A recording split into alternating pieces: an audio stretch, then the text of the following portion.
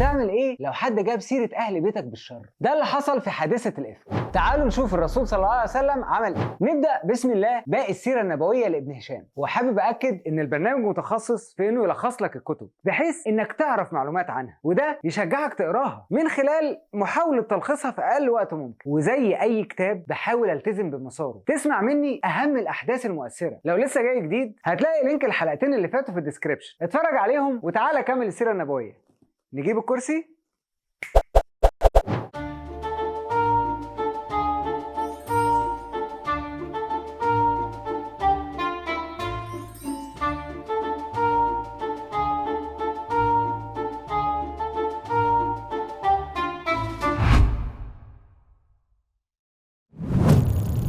وصلنا على النبي. وصلنا في اخر حاجه لحادثه الافك. السيده عائشه كانت طالعه في هودج مع رسول الله صلى الله عليه وسلم، لكنها ما لقتش العقد اللي كانت لابساه. رجعت تدور عليه والقافله ما حستش بغيابها واتحركوا بالهودج. لما رجعت ما لقيتهمش، وعدى عليها صفوان بن المعطل وعرف اللي حصل معاها وطلب منها ان هي تركب يوصلها، ومسك راس الجمل ومشي جنبه. ولما وصلت ورجعوا اتقال عليها كلام مش كويس بيطعن في شرفها من المنافقين وانتشر من تحت لتحت. هي عرفت عن الكلام ده بعد اكتر من 20 يوم، لان الرسول صلى الله عليه وسلم ما وصلهاش الكلام ده، وكانت مريضه في بيت ابوها. عرفت امتى؟ عرفت لما نزلت السوق تجيب حاجات، وفضل الرسول في كرب لحد ما نزل قرآن يبرئها، واقيم الحد على اللي كانوا اشد في الحادثه من كلام. مش هم اللي قالوه بس، هم مشوا ورا الكلام وكانوا من المسلمين، وهم مصلح بن اثاثه، حسان بن ثابت، وحمنه بنت جحش. واشمعنى ما قامش الحد على المنافقين؟ لان المنافقين كانوا بس بيتكلموا من تحت لتحت، لكن الثلاثه دول خاضوا في الحديث بشكل ظاهر، يعني عليه شهود. في السنه 6 من الهجره قام رسول الله صلى الله عليه وسلم باهله وراح يعتمر، وقريش استعدت وخرجت تحاربه، فقعد على اطراف الكعبه وبعتوا له رسل علشان عايزين يعرفوا هو عايز ايه، وعرفوا ان هو مش عايز يحارب، بس هم مش عايزين يدخلوه مكه. بعت لهم عثمان بن عفان علشان يتناقش معاهم، واتاخر وجت اخبار انه اتقتل، فقام يبايع اللي معاه انهم يحاربوا ما يهربوش من المعركه، وكانت مبايعه الرضوان، لكن بيعرف ان الخبر مش صحيح، وبعتوا له سهيل بن عمرو علشان يتفقوا على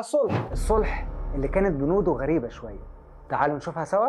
البنود انه يرجع ويجي السنه الجايه للعمره، وما يبقاش في بينهم حرب 10 سنين، وان لو جه لمحمد حد من قريش يرجعوا ليهم، لكن لو جه حد من محمد لقريش يستقبلوه، ومفيش سرقه ولا خيانه ما بينهم، واللي عاوز ينضم لعهد محمد ينضم، واللي عايز ينضم لعهد قريش ينضم. ورجع وكان في مستضعفين في مكه، وخرج منهم ابو بصير عتبه ابن اسيد، وحصل زي ما بنود الصلح بتقول. طلب منه الرسول صلى الله عليه وسلم انه يرجع مكه ويصبر، لكنه قرر يرجع يقعد في الطريق مع مجموعه من الناس. القرار ده هيضغط على اهل مكه وهيجننهم. قرر يعمل ايه بقى؟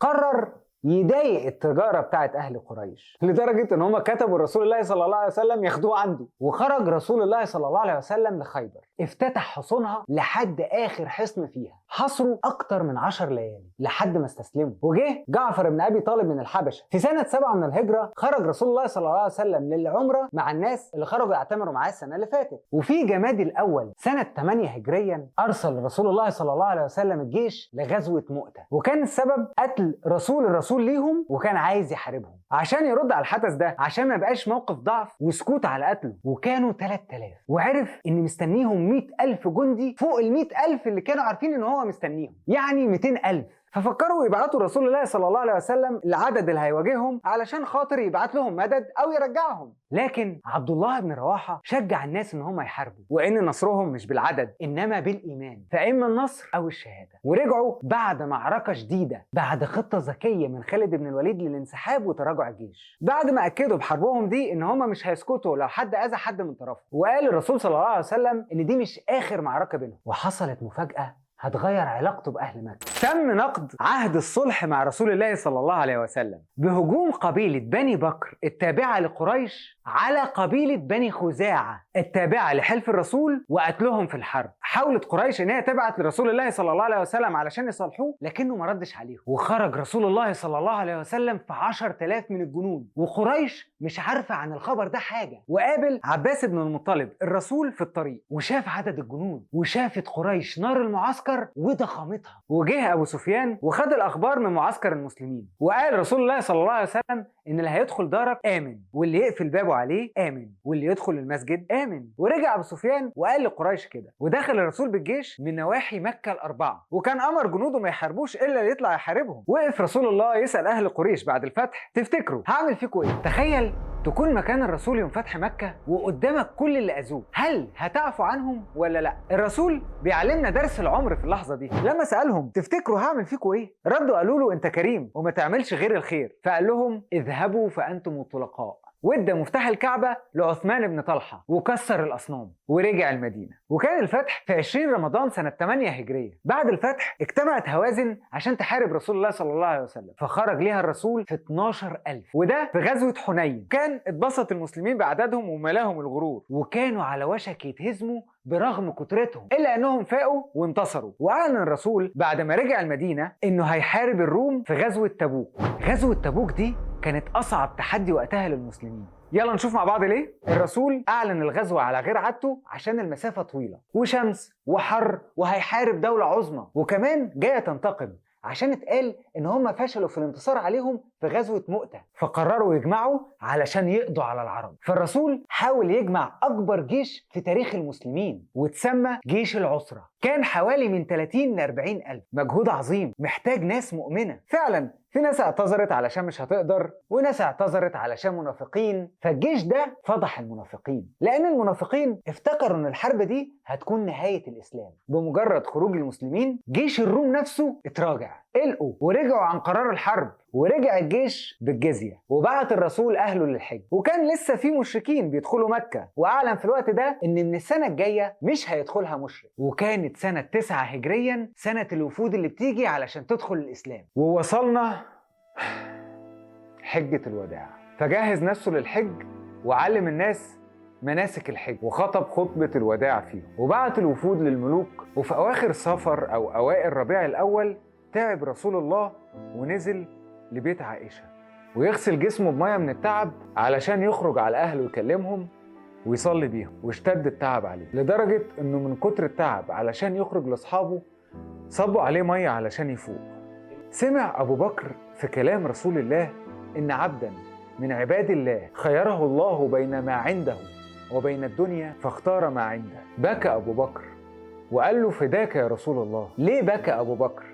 لأنه هو وعائشة سمع رسول الله صلى الله عليه وسلم بيقول إن الله لا يقبض نبيا إلا وخيره، ففهم كلام رسول الله على العبد. ولما اشتد التعب على رسول الله أمر أبو بكر يقيم الصلاة. ويوم الاثنين خرج الرسول عليهم وهم بيصلوا الصبح، وكانوا هيخرجوا من الصلاة فرحانين برؤيته، إلا إنه شاور لهم يثبتوا في الصلاة. بيقول أنس بن مالك إنه شاف في عين رسول الله فرح شديد، ورجع لسيدة عائشة مريض وشاف سواك في إيد واحد من اللي حواليه. عائشة خدت بالها من نظرته للسواك وخدته لينته واديته رسول الله صلى الله عليه وسلم يستاك، وتقلت راسه وسمعته بيقول بل الرفيق الأعلى، فعرفت إنه اختار.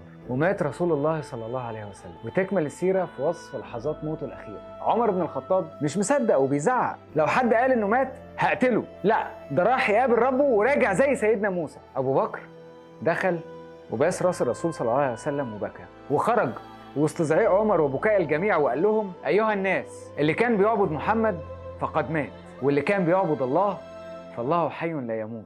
بينهار الجميع في البكاء والحزن، وبتتم أحداث دفنه ومبايعة أبو بكر في السقيفة على خلافته. بس كده. السيرة النبوية لابن هشام واحدة من الكتب اللي بترصد سيرة الرسول صلى الله عليه وسلم. في الجزء ده شفنا ازاي ان الغرور والإحساس بالنفس ممكن يكون مؤذي. رسول الله تمالك وأدار غرور أصحابه بكترتهم، أدار الموقف برحمته اللي غلبت غرورهم وتواضعه اللي غطى على مشاعرهم، واللي يعلمك ازاي ان الغرور لازم يقابله التواضع والرحمة. عفى عن أهله اللي أذوه وقال لهم اذهبوا فأنتم الطلقاء. وحشي اللي أسلم وهو قاتل أحب الناس لقلبه، لو حد مكانه كان هيفرتكه، لكنه طلب منه بكل رحمة إنه بس مش حابب يشوفه، مش عشان هو وحش، لا عشان ما يفتكرش حاجة تزعله فيحزن فيزعل وحشي. ومواقف كتير كان بيقف فيها بالتواضع شوية وبالحزم شوية قدام إحساس اللي حواليه بالغرور، لكنه كان اختبار لازم يمروا بيه عشان يتبقى منهم اللي قادر يكمل بعد رسول الله صلى الله عليه وسلم. زي الحياة، انت في بداية فكرتك هتكون ضعيف ومحتاج تقوى، وساعتها هتحاول وتعافر لحد ما تيجي الفرصة عشان تقنع الناس بيك او بفكرتك، وهنا